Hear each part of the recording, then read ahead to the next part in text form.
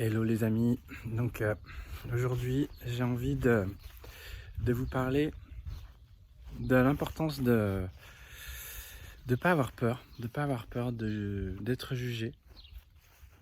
Et c'est vraiment une peur qui est importante chez la plupart d'entre nous, moi y compris, hein, c'est encore quelque chose que je peux vivre encore mais de moins en moins. Et j'ai capté quelque chose depuis que j'ai moins peur en fait, c'est juste que je me rends compte que surtout je suis moins dans le jugement. En fait, la peur d'être jugé, c'est juste parce qu'en fait, on est quelque part, on est un peu intolérant vis-à-vis des autres et on s'exprime, quelque part, on est dans le jugement et du coup, ça se retourne contre nous et on n'ose plus s'exprimer librement. On a peur de montrer qui on est, ce qu'on pense, donc on est obligé de mettre un masque, de faire croire qu'on pense bien, qu'on est gentil.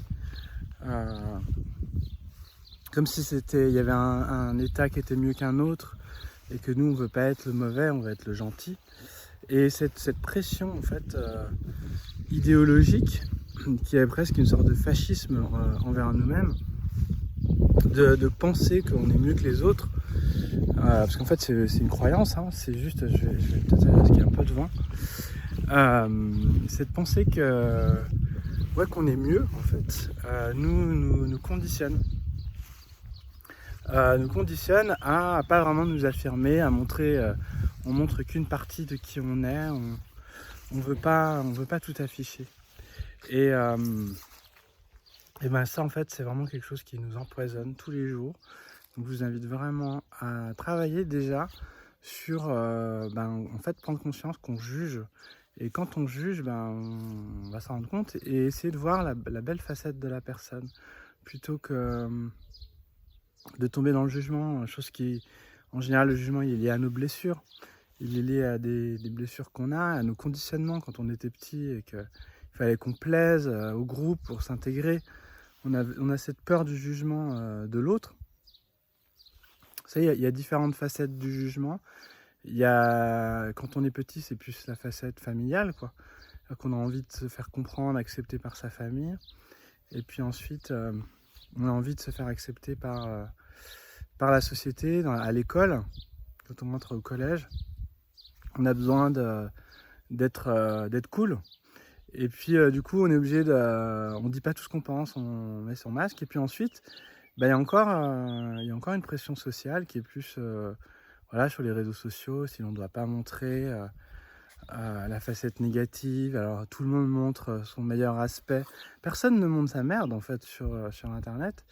Et c'est une erreur, je pense, pour moi, parce qu'en fait, ça démontre vraiment un besoin de plaire. Et pour moi, un besoin de plaire, ça veut dire, en gros, je m'aime pas vraiment, mais j'aimerais bien qu'on m'aime. Et donc, apprendre à déplaire, c'est vraiment un secret de la liberté, c'est vraiment un secret du bien-être. Et pour apprendre à déplaire, il faut déjà accepter qui sont les autres. C'est-à-dire, même apprécier, aujourd'hui, j'apprécie vraiment j'apprécie les gens qui sont honnêtes avec eux-mêmes et même si ça déplaît, ils s'affirment comme tels. Et j'ai beaucoup de respect aujourd'hui pour ces personnes parce que c'est quelque chose qui m'inspire aujourd'hui. Et c'est même aujourd'hui, c'est pour ça que des fois on a le droit à l'erreur, on a le droit de dire des conneries, on a le droit de pas être parfait, quoi. Et ça, c'est vraiment pour moi une des clés du bonheur. J'avais fait une vidéo accueillir le connard qui est en nous. C'était vraiment l'idée de c'est savoir déplaire, hein. Le secret de la liberté, c'était ça, le secret de la liberté, savoir déplaire. J'avais dit accueillir le connard qui est en nous, c'est vraiment accepter de ne pas plaire, même si on est honnête avec nous-mêmes, on pense ça. Et puis on a le droit de penser ça, même si on se trompe, on a le droit de se tromper. Et on enlève cette pression qu'on peut avoir de l'autre qui cherche toujours à nous nuire. En fait, c'est quelqu'un qui ne s'accepte pas, qui ne s'aime pas et qui n'a pas envie, quelque part, qu'on voit qui il est. Donc il préfère, il ne faut pas que tu dises les choses. Donc il y a une sorte de censure, d'autocensure qui est créée par les autres. Ouais, comme on pensait au collège, ouais, si le mec il commence à mettre pas les bonnes baskets et que tout le monde va se foutre de sa gueule, il sera hyper courageux le mec qui fait ça en fait. Même s'il est tout seul, il s'en fout, il sait qu'il a rien à perdre. Et dans la société, on est encore comme ça avec ce qu'on dit, ce qu'on montre, les photos ce qu'on va mettre et tout ça. Et c'est vraiment, moi, quelque chose là qui commence à me dépasser un petit peu. Et aujourd'hui, j'aime justement m'amuser avec le fait de déplaire parce que c'est un vrai plaisir de jouer avec ça, de se dire mais en fait on s'en fiche, ceux qui vous jugent, ceux qui nous jugent en fait sont des personnes qui sont déséquilibrées. Ceux qui dislikent par exemple sont des personnes déséquilibrées, c'est leur problème. Et c'est pas grave, c'est-à-dire que je suis pas en train de juger le fait qu'ils t'aiment pas. Ils ont le droit de pas m'aimer, ils ont le droit de pas être d'accord avec moi, ils ont le droit d'être en colère. Et en fait, du coup, on est comme si on était imparables. On peut plus nous agresser, on peut plus. Personne n'a d'emprise sur nous. Et ça dérange vraiment les personnes justement qui avaient tendance à nous manipuler inconsciemment par cette pression. Si tu sais, tu devrais faire ça, ou quand tu fais ça, tu sais, tu penses. Les gens, quand ils te donnent des conseils, t'expliquent ce qu'il faut que tu fasses. Alors qu'en fait, moi, quand je les écoute, je vois très bien que c'est qu'une projection de leurs propres problématiques. Et donc aujourd'hui, je pense que c'est la thématique du moment, c'est de s'affirmer comme on est, en s'autorisant à être imparfait, et aussi en acceptant aussi sa part de perfection, comment dire, d'aimer qui on est, d'aimer la beauté qu'on peut avoir, de l'assumer, d'être vraiment pleinement qui on est, et aussi d'accepter nos ombres. J'ai envie de dire, notre processus, parce qu'on n'est pas parfait, on sera jamais. C'est un cheminement, la perfection, et en fait, je pense qu'elle s'atteint jamais. Par contre, on s'en rapproche, on cherche à s'en rapprocher, et c'est bien, dans le sens où parce qu'on est mieux quand on se rapproche d'une certaine perfection.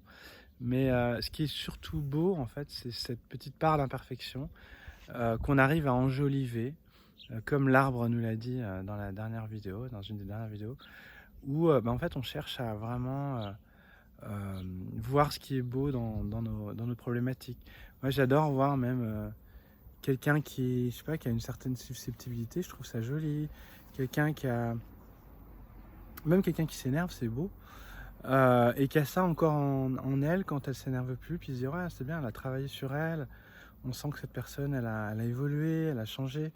Et du coup, son caractère qui disparaît reste encore un petit peu pour laisser une trace, pour mettre une part de beauté, de signature à l'intérieur de notre personnalité. Parce qu'on est différents, parce que si on était tous parfaits, on serait tous pareils. Et ce qui fait nos différences aujourd'hui, c'est vraiment nos imperfections.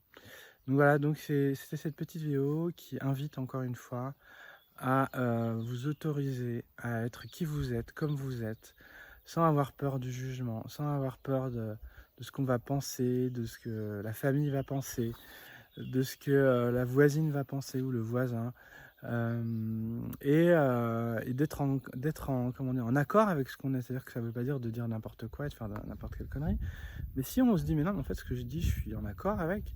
Voilà. Puis si on n'est pas en accord, on refait par exemple, je vais refaire une vidéo, je dis ouais, peut-être la vidéo d'avant, je peut-être dit des conneries. C'est pas grave en fait. C'est pas grave quoi, on a le droit de s'exprimer, on a le droit à l'erreur. Donc voilà pour cette vidéo du jour. Je vous souhaite une belle journée. À bientôt, à demain.